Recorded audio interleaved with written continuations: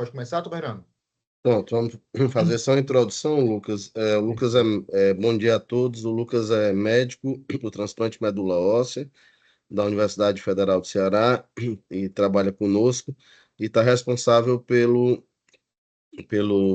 compilar os dados do registro de transplante em amiloidose. Então, o Lucas vai hoje apresentar um artigo e apresentar um pouquinho do projeto que a gente está tentando implantar. À vontade, Lucas. Perfeito. Muito obrigado, Fernando. Bom dia a todos. É um prazer estar hoje aqui na sessão da hematologia do HU, né, conversar um pouquinho de um assunto que me interessa bastante, que é a amiloidose AL, certo?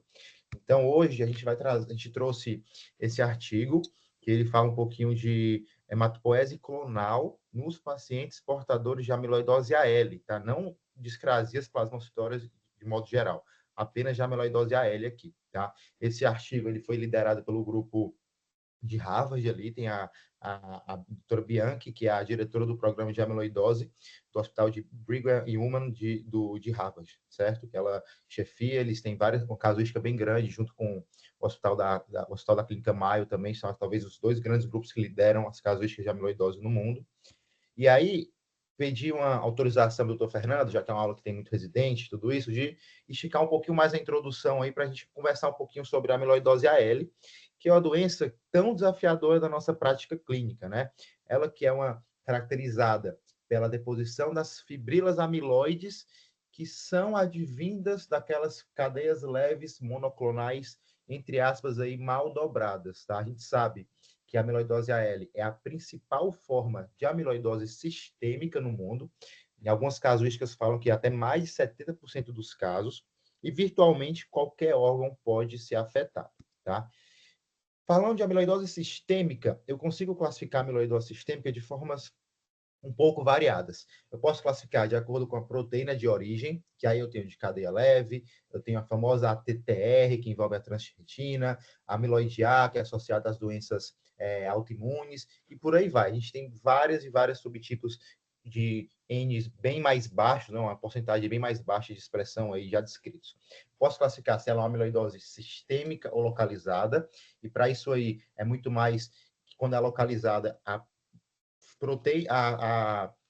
fibrila amiloide ela é produzida e depositada no mesmo local ali, mas a que é de nosso interesse é a forma sistêmica. Eu posso classificar entre casos adquiridos ou hereditários, sabendo que a amiloidose AL ela é praticamente sempre uma doença adquirida, tá? Só pincelando aqui o outro grande subtipo que a gente virtualmente tem que cogitar em discussão de casos, sobretudo com cardiologistas, equipe da neurologia, que é a chamada ATTR. A ATTR é aquela amiloidose sistêmica que tem a sua forma hereditária, que a mutação mais clássica é chamada 30-valmet, Val30-met, melhor dizendo, que é a doença muito mais do neurologista, de polineuropatias importantes, eventualmente o paciente entra em insuficiência hepática, pode ser cogitado um transplante até hepático para esses pacientes. A gente tem outras mutações, mas essa da Val30-met é a mais conhecida, tá? E a sua forma adquirida, que antigamente era chamada até de ATTR senil, ou amiloidose senil, que a gente eventualmente vai ter que entrar no diagnóstico diferencial, certo?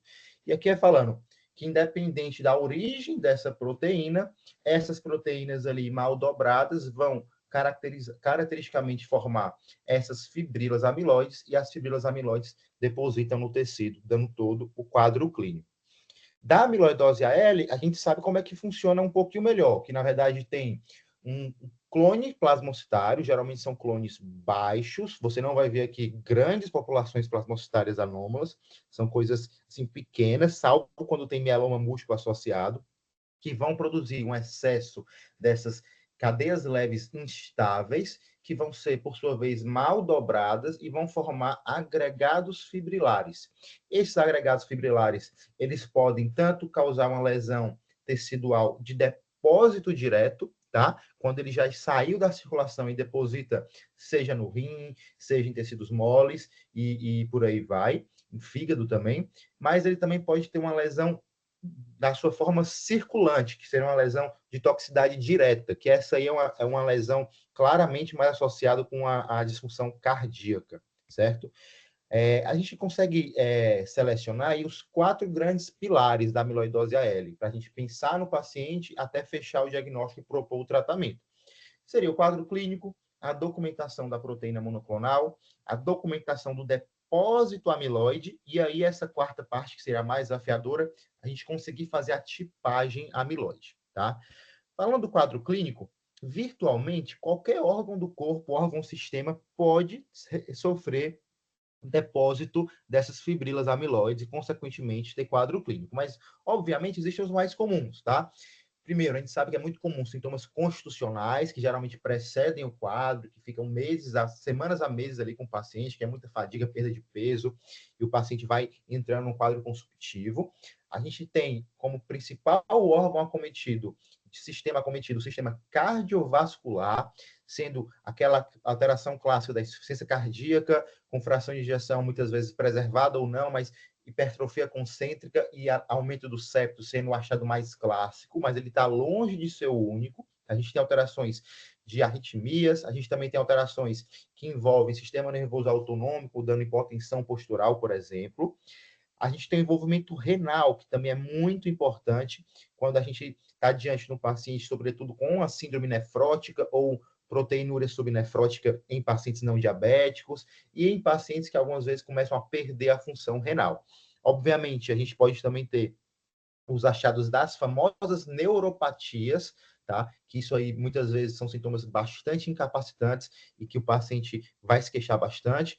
E um quadro de envolvimento hepático, né? Que também são as outras alterações mais importantes, com marcantes elevações de fosfatase alcalina, aumento do tamanho do fígado e às vezes dando um quadro até de hipertensão portal, icterícia, culminando até com falência hepática, certo? Então, o quadro clínico depende do órgão. Lembrar que manifestações inespecíficas precedem muitas vezes o quadro, isso pode atrasar bastante o diagnóstico. E só uma característica aí que vale a pena comentar, que aquelas famosas alterações que a gente pensa muito, né, quando lembra a amiloidose, aquele olhar de guaxinim ali, que é a púrpura periorbitária, e a macroglossia, elas são específicas da amiloidose AL. Então, quando a gente vê isso, a gente tem que pensar logo na amiloidose AL, não nos outros subtipos, mas elas têm uma sensibilidade bem baixa. Não espere ver isso para diagnosticar amiloidose do seu paciente, porque cerca de 15% dos pacientes vão ter essas alterações.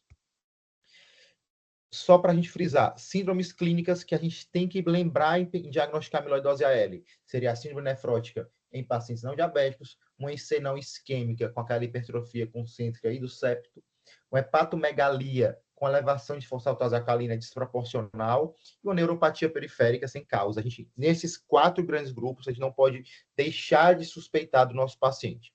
E uma coisa que eu acho muito interessante é naquele famoso paciente com MGUS, que a gente acompanha no ambulatório anualmente, ou então naquele mieloma smoldering, ou até mesmo no mieloma múltiplo, quando eu devo suspeitar que aquilo ali, aquele MGUS pode ser uma amiloidose, ou aquele mieloma múltiplo pode estar associado a uma amiloidose. Quando o paciente tem uma proteinúria relevante às custas de albuminúria e não de Benson Jones, quando o paciente tem uma disfunção cardíaca inesperada, sobretudo com sintomas, elevação de BNP. A gente sempre tem que lembrar e cogitar da possibilidade de ser amiloidose AL, tá? O diagnóstico, além do quadro clínico, a gente precisa daqueles outros pilares, que seria a documentação do componente monoclonal, que aí, para isso, a gente tem que ser bastante insistente, tá? Não é só aquela eletroforese sérica e dar por encerrado. A gente tem que fazer eletroforese e imunofixação, tanto sérica quanto de urina de 24 horas, e sempre que possível associar o free light para a gente aumentar a sensibilidade. Algumas casuísticas mostram, quando a gente faz todos esses steps, a gente consegue pegar virtualmente quase todos os casos de amiloidose AL. Tem trabalho que mostra que de 98% a 99% dos pacientes a gente conseguiria flagrar o componente monoclonal fazendo tudo isso aqui, tá? Observações importantes. Não é raro a gente ver um pico monoclonal bem baixo, às vezes só flagrado na imunofixação e alteração da free light, certo? E lembrar que não é exclusivo, mas a grande maioria dos pacientes com amiloidose AL tem um componente lambda de cadeia leve, tá? Pelo menos 2/3, 70% dos casos. A documentação do depósito amiloide, isso aqui é muito importante, um pouco desafiador, sobretudo no nosso cenário de SUS, de acesso à biópsia, tá? Então, eu tenho um paciente com suspeita e, às vezes, antes ou não do componente monoclonal, a gente precisa documentar a fibrila amiloide. Para isso, eu preciso de amostra histopatológica, tá? O mais clássico é a gente somar aí a biópsia do coxinha abdominal com a biópsia de medula óssea, porque são dois sítios que eles nos carregam baixíssima morbidade de risco ao paciente e eles têm uma sensibilidade conjunta de cerca de 85%. Então, consigo pegar de a cada 10 casos, 8 a 9 com essa duplinha aí de biópsia para a gente pesquisar. Obviamente, fiz esses locais, deu negativo, eu tenho suspeita clínica muito forte. Nesses casos, a gente deve sim cogitar fazer biópsia dos órgãos envolvidos, por exemplo, rim, no caso daqueles pacientes com proteína ureanefrótica importante. Lembrar que a gente fica um pouco mais de receio. Existem algumas síndromes clínicas de amiloidose que o paciente tem antifator 10, ele pode sangrar bastante, e aí a gente tem sempre o medo, né? A biópsia renal já é associada com complicações maiores do que essas outras duas, mas eventualmente vamos ter que fazer, tá? E o mais importante, não adianta a gente pedir uma biópsia qualquer, a gente tem que pedir a biópsia e especificar que a gente quer a coloração com o famoso vermelho do Congo, tá? Coloração essa, que é uma coloração super antiga, século XIX, era uma coloração têxtil, que deixou de ser utilizada na indústria têxtil por toxicidade mesmo que dava às pessoas que manipulavam ali aquele corante, mas ela ainda tem bastante papel aí na documentação das proteínas amiloides, quando a gente tem aquele achado típico da birrefringência verde maçã, quando olhamos essa coloração sob luz polarizada, a gente consegue flagrar a documentação dessa proteína amiloide. E, por fim, que é uma coisa desafiadora no nosso meio, a gente sabe que, eventualmente, as indústrias disponibilizam alguns vouchers para a gente conseguir fazer, que é tipificar a proteína amiloide. Eu pego aquela amostra ali que eu vi que tem proteína amiloide, eu vou olhar exatamente da onde é que veio aquela proteína amiloide. Se realmente é de cadeia leve ou se é de qualquer um dos outros tipos de possíveis IC ali, tá? Para isso, a gente pode lançar a mão de imunistoquímica, mas é bastante ruim o resultado com a imunistoquímica. A gente tem muito falso positivo, muito falso negativo, não ajuda muito. E hoje em dia, o padrão ouro é fazer a famosa espectrometria de massa para a gente conseguir detectar a origem da proteína envolvida naquela fibrila amiloide, tá? E aqui a gente veria o resultado da espectrometria de massa, mostrando as grandes possibilidades que a gente tem aqui de proteínas possíveis, sendo componente monoclonal lambda ou kappa aqui apenas um deles, né? Que a gente sabe que existem uma gama bem grande de amiloidoses existentes. Fatores prognósticos. Será que é importante prognosticar amiloidose? Com certeza, a gente tem vários scores. O mais clássico é o da Clínica Mayo, né, que eles são pioneiros aí em doenças plasmocitárias, que foi revisado em 2012. A gente também tem o europeu. Todos eles, se vocês prestarem atenção, eles vão focar muito na parte da cadeia leve, nos scores mais novos, mas, sobretudo, nos marcadores cardíacos, como NT-proBNP e troponina, tá? A gente tem ramificações desse score europeu, que é para os pacientes que também vão ter hipotensão ortostática com sistólica menor do que 100, e uma ramificação também renal, que seria aqueles pacientes que teriam proteínas nefróticas exuberantes acima de 5 gramas, tá? E por que é importante prognosticar? Porque a gente está diante de pessoas bem diferentes a depender do estágio, tá? Aqui eu peguei o trabalho original do JCO, que foi revisado o trabalho, a estratificação da Mayo Clinic de 2012, que mostra como essas curvas se abrem aí em relação à sobrevida global. Isso aqui seria um follow-up do diagnóstico, comparando estágio 1, 2, 3 e 4, e aqui o follow-up após o transplante, né? Mostrando aqui claramente aqueles pacientes, sobretudo tem estágio 1 e 2, que conseguem transplantar, eles conseguem ter uma sobrevida global quase que um platô aqui, né? Então é uma coisa muito interessante ver que a gente tem um tratamento disponível que poderia ser lançado mão para com benefício tão exuberante aqui nesses casos, certo? Demais fatores prognósticos, a gente sabe que performance status, acometimento multissistêmico é sempre importante, mas queria frisar aqui que a translocação mais clássica das doenças plasmocitárias, o 11 e 14, que é considerado risco padrão para mieloma múltiplo, na amiloidose AL, a gente sabe que quem tem a documentação dessa translocação por FISH está associado a piores desfechos quando o tratamento envolve o Velcade, tá? Então, são os pacientes que a gente mais vai desejar, por exemplo, otimizar usando um daratumumab, ou então levar aquele paciente ali para altas doses de melfalano para fazer um transplante autólogo, tá? Essa abordagem, que é muito interessante, até no manejo de entendimento diagnóstico ali do paciente, né?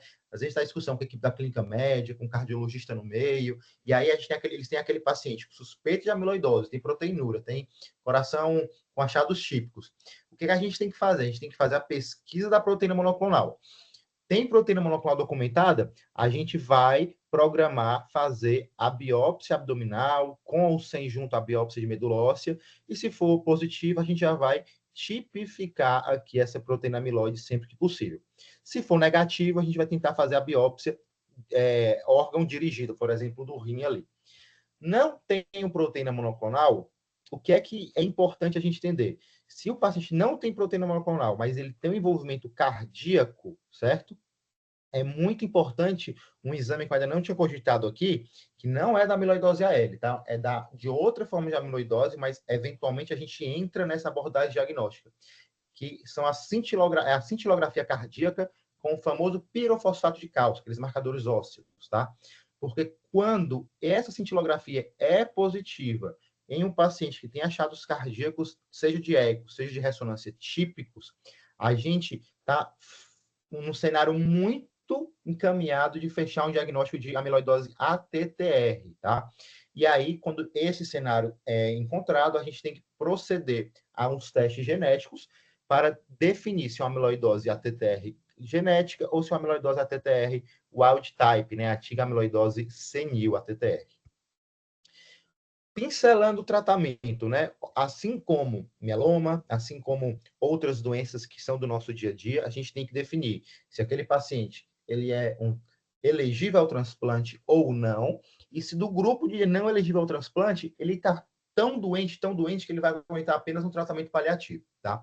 Hoje em dia, com os dados do Andrômeda e os dados mais recentes aí dos trabalhos clínicos envolvendo indução com daratumumab, parece ser meio um consenso que, quando disponível, a gente deve ofertar aos pacientes fazer o tratamento com o DARA-VCD, o DARA-Cyborg, pelo menos 2 a 4 ciclos, e a partir daí a gente programa fazer a coleta de células-tronco e definir se leva ou não o paciente para o transplante.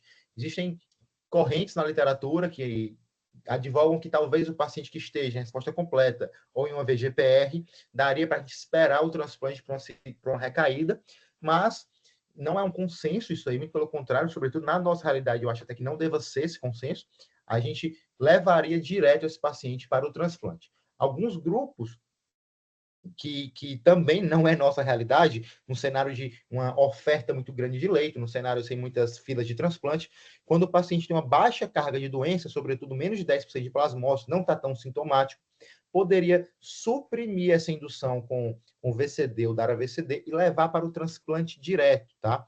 Lembrar que isso para a gente é muito pouco factível, advindo a nossa fila bem grande de transplante que a gente tem que dar conta. Nos pacientes que não são elegíveis a transplante, a gente vai propor um tratamento, hoje em dia, com DARA-VCD, se possível, ou com o mesmo VCD. Caso não seja possível, a gente pode programar fazer esquemas envolvendo melfalano em baixa dose, né? Lembrar que são pacientes inelegíveis, e aí a gente programar um follow-up desses pacientes após, tá? E para finalizar aqui essa parte, documentação de resposta da amiloidose, uma coisa que eu gosto sempre de conversar com o residente, com todo mundo. É diferente da documentação de resposta de mieloma múltiplo, tá? Para cá, hoje em dia, a gente sabe o papel crucial que existe o Freelite. Então, para eu poder categorizar se meu paciente está em resposta completa, está em BGPR, está em resposta parcial, eu vou precisar do Freelite, sabendo que, para eu chamar de resposta completa, eu tenho que ter negativado a imunofixação e estar com Freelite normal, VGPR é uma redução da diferença da cadeia leve envolvida, menos não envolvida, em valores menores de 40, uma resposta parcial, uma diferença que teve uma redução maior do que 50%, certo? E agora, né, voltando ao artigo, depois dessa introdução aí, antes que passe muito do horário, vamos falar um pouquinho do papel da hematopoiese clonal nesses pacientes, tá? A gente sabe que a hematopoiese clonal, de significado determinado, o famoso CHIP, eles são as mutações somáticas clonais aí, dos genes relacionados à neoplasia mieloide, em um paciente que não vai ter citopenia, em um paciente que não vai ter neoplasia mieloide evidente, tá? É um tema que está cada vez mais sendo estudado em todo o contexto, seja no contexto de paciente com doença cardíaca, seja no contexto de paciente idosos, no contexto do paciente que tem familiares com doenças hematológicas. Isso é uma coisa que está cada vez mais ganhando evidência, porque a gente sabe que esses pacientes provavelmente vão ter risco aumentado de doença cardíaca, mas também de neoplasia hematológica no futuro, em algumas casuísticas, tá? A gente tem algumas mutações mais comuns, né? Que são as mutações que, em conjunto, elas são chamadas de DTA, tá? As mais clássicas, que são as mutações envolvendo o DNMT3A, o TET2 e o SXL1, certo? São as mutações mais clássicas associadas a várias neoplasias mieloides, são as mutações mais clássicas associadas ao chip propriamente dito. A gente entende que o aumento do chip, da incidência do chip, tem relação com a idade e muitas vezes com algum estilo de vida também, por exemplo, o tabagismo, tá? E a gente já sabe que em algumas neoplasias hematológicas não mieloides, como linfomas, como mieloma múltiplo, a incidência de chip parece estar aumentada em comparação com a população geral idosa, que gira em torno de 5 a 10%, a depender da faixa etária. Já foi pesquisado, antes desse trabalho, pelo grupo de Stanford, em 2022, que eles juntaram aí 209 pacientes que tinham doenças plasmocitárias. Desse subgrupo aí, a minoria era de amiloidose AL, ocupava aí mais ou menos 20% dos casos. Eles tinham mieloma múltiplo, smoldering, MGUS mesmo, e eles viram justamente aquilo, que os mais comuns eram as mutações DTA, e que tinha associação clara de aumento dessas mutações nos pacientes idosos, e parecia também que tinha um aumento nos pacientes que tinham comorbidade cardiovascular. O que eles acharam? Que não tinha associação de piores desfechos clínicos, nem maior risco de progressão de uma forma, digamos, indolente, como um smoldering, um MGUS, para um mieloma múltiplo ou para uma amiloidose, uma forma clínica da discrasia plasmocitária. E aí esse trabalho, ele tem como objetivo explorar a associação do chip com desfechos cardíacos em portadores de amiloidose e entender a coexistência de características da doença com o chip, tá? Para isso, eles propuseram uma coorte retrospectiva apenas de pacientes com amiloidose AL, tá? Foi considerado centro único, né? Eles pegaram os dois hospitais de Harvard, né? O Brigham Women e o Dana-Farber, que totalizaram aí um N de 76 pacientes, com um período de segmento aí um pouco mais de 5 anos, e todos os pacientes foram submetidos a um painel NGS para pesquisa de mutações mieloides, tá? Eles avaliaram várias características clínicas, desde idade, sexo, etnia, fator de risco, subtipo de imunoglobulina, os modelos prognósticos, acometimentos cardíacos, renais, tratamento, grau de resposta, e eles quiseram também avaliar o tratamento realizado, linhas prévias, se o paciente fez ou não o transplante e o grau de resposta, tá? Aqui é o painel mieloide que eles utilizaram, um painel mieloide típico, que tinha 43 mutações olhadas, né, que foram pesquisadas, e eles utilizaram um corte de VAF de maior ou igual a 2%, tá? E todos os pacientes foram submetidos a amostras de medula óssea. O desfecho primário desse trabalho era avaliar sobrevida global e sobrevida livre de progressão de disfunções orgânicas maiores, tá? Deixei um asterisco que eu vou já explicar o que significa isso. E avaliar a taxa específica de resposta cardíaca aos 6 e 12 meses de tratamento. O que seria essa MOD-PFS que ele chamou ali no desfecho primário, que seria o Major Organ Deterioration, tá? Ou seja, seria uma progressão de doença associada a uma disfunção orgânica maior, tá? Porque, obviamente, como uma doença muito sistêmica, eles tinham uma certa preocupação de entender que qualquer coisinha poderia ser considerada como uma progressão de doença, tá? Esse parâmetro, esse endpoint aí, já foi utilizado em outros trabalhos de amiloidose, é um endpoint que está ganhando um pouquinho mais de corpo aí, que coloca como desfechos combinados: morte, clínica manifesta de insuficiência cardíaca, clínica manifesta de doença renal, e aqui ele especifica o paciente que evolui para diálise, tá? e a progressão hematológica propriamente dita, como aumento do pico em pelo menos 50%, ou maior que 0,5, e uma proteinúria com aumento para maior que 200 miligramas, tá? E um free light com aumento de 50%, com a cadeia envolvida maior do que 100. Seria tudo isso aí considerado uma progressão de doença nesse critério que eles utilizaram. A metodologia deles, eles utilizaram software, o Stata e o R para fazer os cálculos estatísticos, utilizaram desvio padrão e intervalo interquartil para avaliar os dados de dispersão. As variáveis independentes foram calculadas utilizando o Mann-Whitney e o t-test. As variáveis categóricas foram comparadas com o quadrado e o exato de Fischer, e utilizaram as famosas curvas de Kaplan-Meier para as curvas de sobrevida global e PFS, bem como o cálculo de log-rank test para comparações das sobrevidas. O que a gente viu de resultado? Esse N aí foi realmente 76 pacientes, tá? Desses 76 pacientes, 16, ou seja, 21% tiveram pelo menos uma mutação detectada nesse painel mieloide, com a mediana de 3,6% de VAF, tá? Então, eles viram, já concluíram logo de cara que a incidência de chip é maior do que na população geral, mesmo quando a gente corrigir pela idade, tá?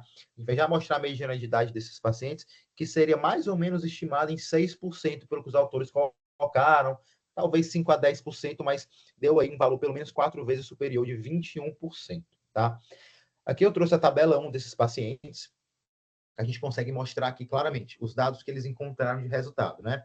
Então, o subgrupo de chip era 16 pacientes e o sem chip de 60 pacientes, tá? A gente via que a idade mediana aí dessa amostra como um todo era de 63 anos, tá?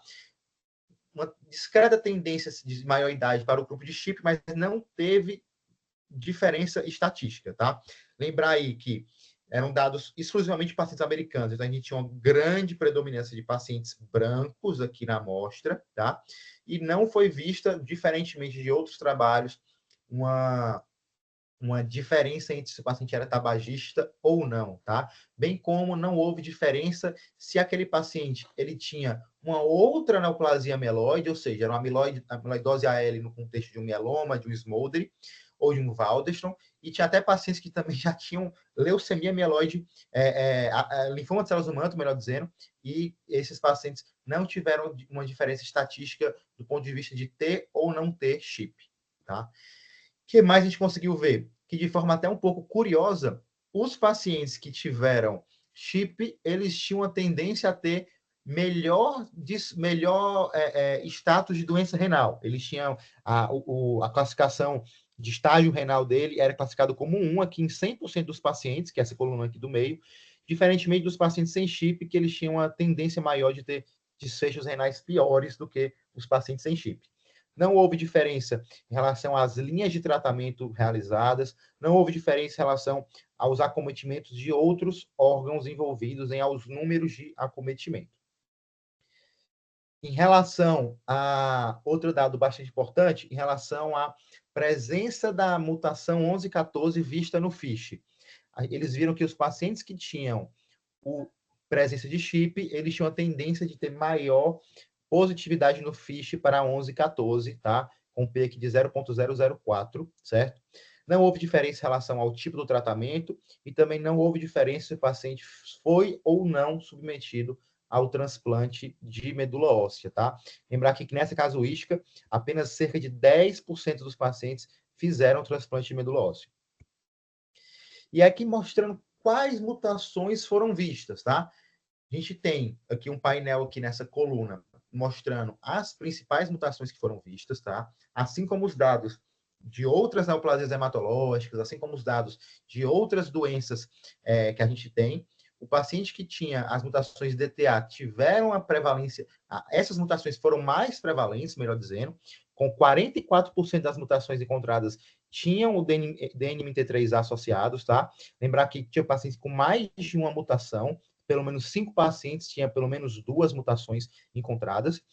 E a segunda mais prevalente foi a TET2, tá? Com 12,5%, junto com ATM e GNB1. O ASXL1 ele ficou aí empatado com uma mutação encontrada, e empatando com outros 6 genes que ali foram vistos nessa casuística. E aí vamos falar um pouco de desfechos clínicos, né? O que é que eles conseguiram ver?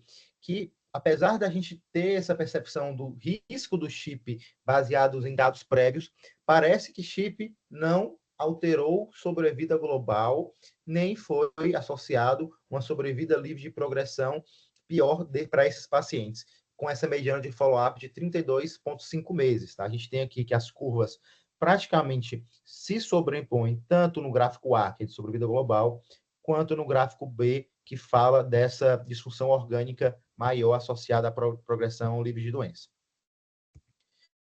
E aqui no modelo multivariado, eles encontraram que os pacientes que tinham estágio clínico de Mayo maior que 2, ou seja, 3 e 4, e os pacientes que tinham doença arterial coronariana, eram os pacientes que tinham um risco maior de evoluir com progressão de doença, diferentemente dos pacientes que tinham chip, que a linha ficou bem aqui no meio e não houve significância estatística.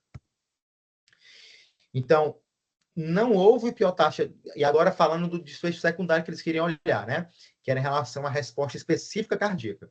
E aí, primeiro, eles olharam aqueles pacientes que já tinham doença cardíaca no diagnóstico. 58 daqueles 76%, ou seja, a maior parte dos pacientes. Eles viram que as taxas de resposta dos pacientes que tinham chip comparado com os pacientes que não tinham chip, não foi pior, tá? Apesar de ser que 50% no grupo chip e 64% no grupo sem chip, eles não tinham significância estatística, então a gente não pode falar que eles responderam pior do que em relação aos pacientes que não tinham chip. E dos pacientes que, ao longo do segmento, tiveram progressão cardíaca, não houve diferença também se o paciente tinha chip ou não tinha um chip. Tá? Então, o que a gente consegue entender e levar à discussão do trabalho? Que a prevalência de chip nesse subgrupo, nessa entidade, amiloidose AL, é maior do que na população geral e é consistente com outras neoplasias hematológicas não mieloides, como linfomas e mieloma múltiplo. Não houve correlação de forma inesperada com idade e com tabagismo, em relação à presença ou não de chip aqui nesses pacientes, certo? Em relação aos dados da população geral e os dados de mieloma múltiplo que já haviam sido publicados, tá? Houve uma maior associação com a translocação 11-14, certo? Que isso é uma coisa que vale a pena a gente pontuar, já que é uma translocação que a gente sabe que tem um risco associado à amiloidose AL, piores resultados envolvendo uso de bortezomib, tá? Obviamente, a gente não consegue, com esse trabalho que foi retrospectivo, cravar quem é que veio antes, foi a chip ou se foi a 11-14, para tentar entender até a questão do risco aí dessa mutação, tá? Em relação a desfechos clínicos, como apresentado, não houve pior desfecho clínico, nem do ponto de vista de PFS, sobrevida global e taxas de resposta cardíaca. O que vale a pena a gente pontuar é que a gente estava diante de uma amostra pequena, tá? Que nem é tão pequena assim, se a gente pensar que foi um centro único, com uma doença extremamente rara, que é a amiloidose AL, mas que teve uma mediana de segmento curto, tá? Mas que, ao meu ver, tem um grande viés, que os pacientes com amiloidose AL são pacientes muitas vezes muito graves, tá? Lembrar que esses pacientes muito graves, que vão estar internados em UTI, ou então que vão estar em hospices, que vão estar em casa sem conseguir se locomover, esses pacientes, eles usualmente não são tão bem representados em trabalhos clínicos, por exemplo, esse, por mais que retrospectivo, os pacientes tiveram que coletar amostra de NGS, então tinha algum grau ali de coleta, de intervenção. Então, isso talvez tenha interferido em uma população um pouco menos grave do que representa uma população de vida real, digamos assim, do paciente de amiloidose.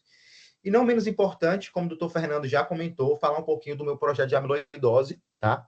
Que a gente tem interesse de avaliar os desfechos dos portadores de amiloidose de cadeia leve que foram submetidos ao transplante autólogo de medula óssea, né, como tratamento, tá? E a gente aqui, a gente sempre deixa bem claro o nosso grande interesse e o nosso grande entusiasmo, digamos assim, de transplante em amiloidose AL, não só em amiloidose AL, né, doutor Fernando, mas também amiloidose AL, porque a gente está diante de um cenário que a gente não tem acesso, em alguns hospitais ainda, a gente não tem acesso a bortezomib, no nosso caso a gente tem acesso, mas a gente não tem acesso a daratumumab, nem tem previsão de ter. Então, a gente está diante de um cenário que a gente tem que dar o melhor tratamento possível àqueles pacientes com o que a gente tem ali na mão, e o transplante tem mostrado esses resultados consistentes. Então, é uma doença rara, uma doença desafiadora, que muitas vezes a gente perde o time do tratamento pelo diagnóstico ser um diagnóstico moroso, um diagnóstico lento, e a gente já está diante de um paciente muito grave que mal aguenta um melfalano oral, quanto mais um transplante, né? Então, a gente precisa fortalecer esses dados brasileiros, a gente precisa criar uma casuística brasileira, não só casuística envolvendo o tratamento, mas também casuística de dados brasileiros, mas também de transplante, que na nossa revisão de literatura a gente viu que não existia isso de dados previamente já publicados. Então, a gente está propondo um estudo retrospectivo e prospectivo, na verdade, até corrigindo aí o slide, a gente faria o segmento desses pacientes também, multicêntrico, né? Lembra a importância de ser multicêntrico quando a gente está diante de uma doença rara, uma doença que a gente tem que entender o perfil de vários hospitais, Norte, Nordeste, Sul, Sudeste, Centro-Oeste, que poderiam aí estar envolvidos. Os centros já estão, que vão participar, obviamente, o HU, o HC de Campinas, a BP, Santa Joana, Juiz de Fora, e a gente está ainda angariando aí novos centros que têm interesse de participar nesse projeto com a gente. E a gente tem um objetivo claro de avaliar os desfechos desses pacientes com amiloidose AL que estão sendo submetidos ao transplante, avaliar o resultado disso aí em curto, médio e longo prazo, tá? Os dados do nosso serviço, eles foram já compilados, a gente já tem um headcap feito, a gente está esperando aí a aprovação final no comitê de ética, aí está faltando só pequenos ajustes. A gente tem aí no nosso serviço que 6 pacientes foram submetidos a transplante, tá? A gente levou esses dados agora no SBTMO de julho, agora de 2024, e desses 6 pacientes, um paciente evoluiu a óbito ainda na internação, foi um óbito entre nos primeiros 100 dias, associado a complicações infecciosas múltiplas, tá? E os outros 5 pacientes, eles permanecem vivos e fazendo segmento, tá? Com a sobrevida global aí de 83% desses pacientes, ou seja, 5 de 6 pacientes estão vivos, então é uma coisa que a gente tem interesse de compilar mais dados, entender melhor a realidade brasileira no contexto de transplante e amiloidose. Perdão aí ter, talvez, passado um pouquinho do tempo, de ter me empolgado um pouquinho, mas era isso que eu queria trazer e levar para a discussão. Obrigado, Lucas. Foi excelente a explanação. E eu queria registrar aqui a presença do Dr. Abraão Halak, da Universidade Federal de Juiz de Fora, que é nosso parceiro em vários projetos. E queria fazer um comentário sobre a sua apresentação, desde a introdução, principalmente quando você chama a atenção para os quadros de amiloidose sem proteína monoclonal, a gente pensar na possibilidade de ATTR, né, genética ou não, e no caso às vezes uma dificuldade de diagnóstico, de acesso a esse diagnóstico, então a gente já viveu aí alguns desafios e tem alguns casos acompanhando com esse diagnóstico. Eu acho que a introdução, do ponto de vista de tratamento do protocolo Andrômeda, né, que tem, na verdade, a do daratumumab como uma perspectiva de tratamento, é algo hoje muito importante do ponto de vista de resposta.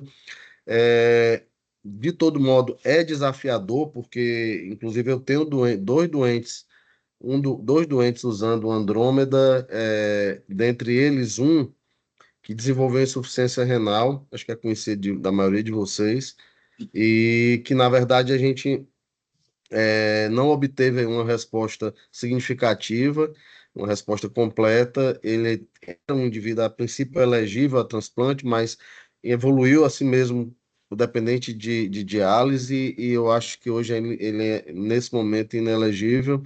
E então, quer dizer, não é uma panaceia, quer dizer, a gente precisa ter isso claro, né? É uma doença muito difícil. Você veja que nessa casuística que você mostrou de centros, a despeito de ser um centro único mais grandes e com referência, somente 10% vai para o transplante, quer dizer, um número bem limitado, né? Na minha opinião, baseado nessa mínima experiência que a gente tem no nosso serviço com esses casos, se o indivíduo for elegível e tiver condições, mesmo com o nosso protocolo do SUS, que é o VCD, eu acho que ele deve ir para o transplante, não deve ficar esperando uma piora, porque a gente perde o time dentro do SUS, não tem nem como resgatar esse doente, não vai ter DARA para resgatar. Então, acho que isso é muito, muito importante. E uma outra questão fundamental dessa apresentação, que para mim é interessantíssima, é a história do chip, né? Porque se você for raciocinar, a alteração clonal de potencial indeterminado, dentro da perspectiva da doença mieloide, ela está bem posicionada. Na doença linfóide, ou mesmo plasmocitária, linfoplasmocitária, você tem uma informação do chip que é muito interessante, que é se aquele indivíduo tem uma alteração mesmo de TET2 ou DNMT3 com uma frequência de variação allélica, um VAF, baixo, a gente deve muito mais se preocupar com doença cardiovascular do que doença hematológica. Então, isso está bem claro, tem estudos bem feitos mostrando isso. E é surpreendente para mim que essa avaliação não eu esperaria que o indivíduo que tem chip, tendo uma amiloidose, ele tivesse uma evolução mais complexa. Então, eu acho que esse estudo tem algum viés do ponto de vista que você até bem colocou. Talvez os doentes com alterações cardiovasculares mais graves estejam excluídos aí dessa análise por algum motivo, e você citou algumas das possibilidades, tá? Todo modo, a translocação 1114 é uma coisa que preocupa, porque é de pior prognóstico, né? E lembrar sempre que um mode de progressão do PFS é algo muito importante, como uma perspectiva nova aí de avaliação, né? O Sérgio pediu a palavra e eu queria conceder a palavra ao Sérgio e em seguida ouvir as considerações do doutor Abraão Halak. Sérgio, por favor. Oi, bom dia. Bom dia. Parabenizando, né, o Lucas pela apresentação. Eu queria fazer um comentário, na verdade é mais assim uma reflexão, até também para os residentes, que a gente, mais nesse contexto de investigação da amiloidose, né? Esse dado que o Lucas colocou, que a amiloidose sistêmica mais comum é a amiloidose AL, né, é um dado que eu acho que está sendo desafiado, né, nesses últimos anos, principalmente por conta da TTR wild type, né, que é a TTR que não é hereditária, que é mais comum em pacientes idosos. E assim, eu tenho uma desconfiança que eu acho que a wild type deve ser a mais comum, porque você tem estudos de necrópsia e tal, que tem uma incidência muito alta, e tem muitos assim, indícios de que é uma condição muito subdiagnosticada. E se você fizer uma biópsia, lá vai estar o vermelho com positivo e tudo mais. Então, assim, só para frisar a importância de que, por exemplo, num paciente idoso, né, que não tem uma doença, vamos dizer, agressiva e tal, a presença do pico monoclonal não é, assim, diagnóstico que aquele amiloide é de cadeia leve, clonal. Né? Então, assim, à medida que os pacientes vão envelhecendo, eles podem ter um MGUS e podem ter uma amiloidose ATTR wild type, né? E daí a importância da espectrometria de massas para você identificar aquele depósito amiloide. Né? Porque, mas não fechou a amiloidose. A biópsia fechou a amiloidose, mas eu não tenho certeza que a amiloidose é AL. Né? E nesse contexto do paciente idoso, isso muda muito, né? Porque a gente vai fazer quimioterapia e tudo mais. Eu queria até ouvir a opinião do senhor também, doutor. O que é que o senhor pensa sobre esse assunto? Não é uma coisa assim, né, que é bem embasado, mas eu acredito que o futuro vai ser, né, a gente só fazer diagnóstico só com espectrometria de massas para identificar aquele depósito. Sérgio, sua colocação foi excelente e eu acho que é pertinente.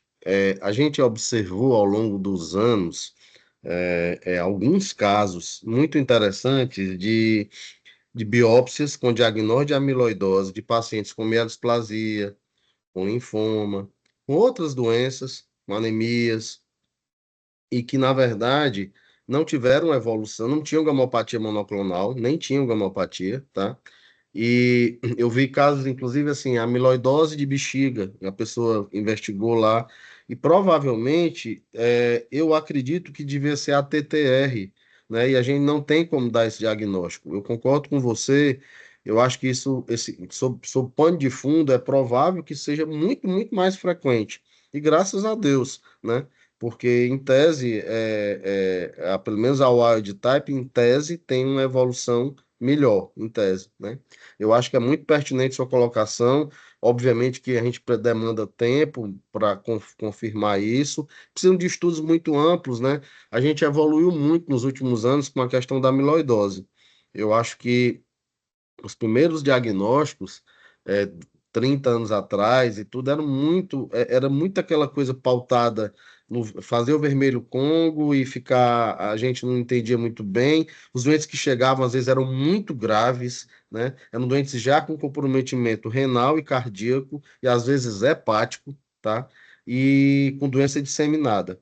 Então, eu acho que a gente está vivendo uma perspectiva de um novo momento. E a única coisa que eu, assim, que eu mais quero com essa proposta é que a gente não perca o time dos que são AL e que a gente pode transplantar, porque vocês viram que traz benefícios muito importantes. Então, não sei se o Lucas queria fazer uma consideração, e Lucas, em relação ao que o Sérgio colocou. Queria, com certeza. E eu acho assim que isso que o Sérgio colocou está cada vez mais sendo discutido, que eu acho que tem um grande motivo também, né? Porque agora, quando a gente tem uma doença que é grave, que é rara e que não tem tratamento e não tem muito dono, ela vai ficando meio esquecida, né? E a TTR, cada vez mais, ela está sendo abraçada pelos cardiologistas, né? Tem tratamento hoje em dia de estabilização da proteína da transferretina ali, aquele Tafamid, se eu não me engano, é algo assim. Então, eu acho que esses trabalhos vão cada vez mais mostrar isso que o Sérgio está colocando, que vai começar a inverter ou pelo menos nivelar a prevalência de AL, que é uma doença que já era da hematologia há muito tempo, que a gente já amplamente já pesquisou e que era toda aquela amiloidose que a gente queria diagnosticar porque tinha um tratamento diferente, mas essas outras formas, sobretudo da TTR, ela também vai prevalecer. E os dados que mostram a L como mais comum são, sobretudo, os dados que mostram que a amiloidose AA parou de ser comum, né? Que antigamente tinha muita amiloidose AA. Eram os pacientes que tinham artrite reumatoide, que não tratavam, que tinha Sjögren. Hoje em dia, com a ampla gama de tratamento reumatológico disponível, muitos deles, você melhora o controle de doença e você diminui o depósito dessa proteína amiloide de vinda dessas doenças autoimunes. E aí sobrou muita amiloidose AL. Agora a gente está entendendo que tem outra amiloidose que também estava sendo subdiagnosticada, que a galera não olhava muito bem, e vai começar a dar uma equilibrada e talvez até inverter mesmo. Concordo totalmente. Eu tive um caso desafiador para mim na minha vida profissional, que foi uma paciente que tinha uma provável, tinha e confirmou depois a TTR, mas ela tinha uma biópsia em que havia uma suspeição pela imunistoquímica que era monoclonal. Isso mais atrapalhou do que ajudou, tá? Foi muito difícil e acabou que a gente precisou pedir ajuda do grupo da Universidade do Porto, que é um grupo, a professora Luísa, que é um grupo que na ocasião estudava, acho que ainda estuda muito isso, é uma referência a nível mundial, e essa paciente foi para lá e a gente conseguiu fechar o diagnóstico, ela está bem, está estável, mas era uma TTR genética. Então, eu queria muito ouvir a palavra do meu colega Abraão Halak, meu grande amigo e companheiro aí de muitos trabalhos e lutas. Bom dia, Lucas. Tudo bom? Dia. Parabéns pela apresentação. Obrigado pelo convite, Fernando e Lucas. Bom, primeiro eu queria te convidar, Lucas, para você fazer parte do consenso que vai ser ano que vem, que até onde eu sei você não faz parte do grupo e de mieloma e amiloidose, e você com o seu trabalho aí será muito bem-vindo e vai acrescer certamente conhecimento. No congresso do ano que vem a gente vai ter, né, atualização do consenso, e antes disso a gente vai fazer a atualização e já fica o convite. Bom, pegando a questão do transplante em si, Lucas, e desses dados que você mostrou aí, de vocês,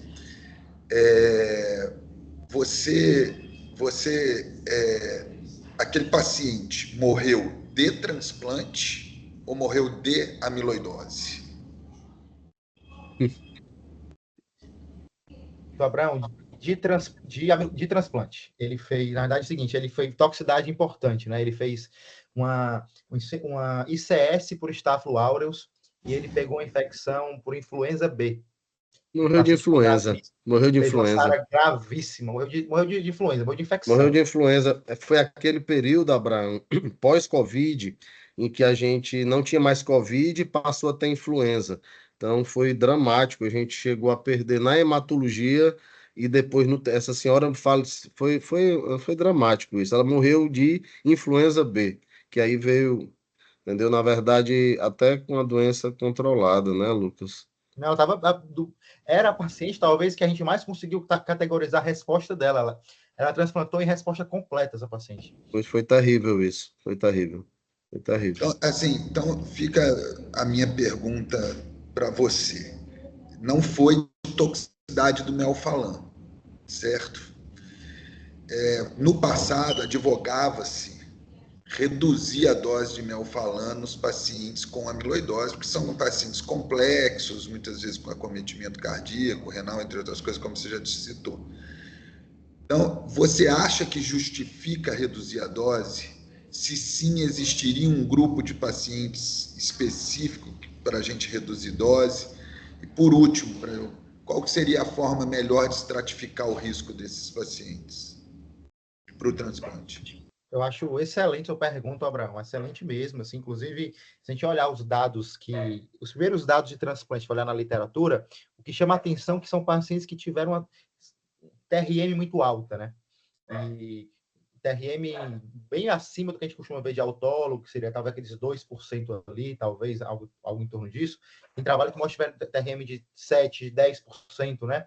Então, assim, a gente tem que saber quem vai levar esses pacientes para o transplante, né? E vários grupos têm bem definidos ali, vários critérios, inclusive, né? Assim, grupo italiano, grupo americano tem bem definido ali aqueles critérios envolvendo tanto idade, questão de performance status, nível de NT-proBNP, fração de ejeção, questão de parte cardíaca. Então, acho que a gente deve sim olhar isso, que quando os trabalhos que mostram que quando a gente respeitou e levou o paciente para o transplante, pacientes melhores, digamos assim, pacientes mais fits, os resultados realmente foram melhores, eles tiveram um TRM mais baixo. Então, acho que esse é o primeiro ponto. Eu acho que sempre que possível, sobretudo nos pacientes que não têm disfunção cardíaca prévia, não têm disfunção renal com clearance baixo, a gente deve tentar manter o melfalano na dose usual, tá?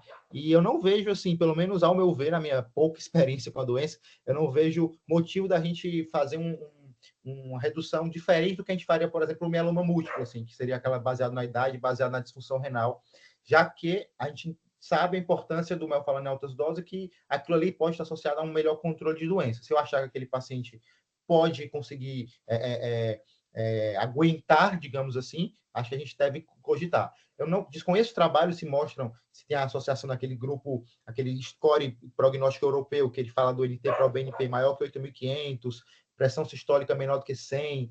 Eu acho que esses pacientes aí não aguentariam, em hipótese nenhuma, eu falando nessa dose alta, né? Acho que se fosse cogitado fazer nos pacientes que já estariam no cenário melhor pré-transplante, talvez fazer essa dose corrigida aí mesmo.